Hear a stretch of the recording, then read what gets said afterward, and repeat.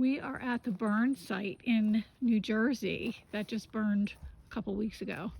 And this is where the backfire started to prevent the fire from expanding. And you can actually see, this is so crazy. Look, when you cross over the road, there's the forest.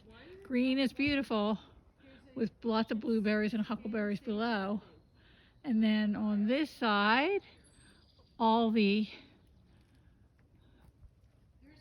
burned trees. Take a look at the bark on these too. Just incredible. So, fire habitat. All the huckleberries and blueberries underneath. There are a few plants coming up. There are? Yep, I believe these are Galusacia. I think they are Galusacia. Oh, over here, look. It looks like things are starting to poke up. Little spears coming out of the ground.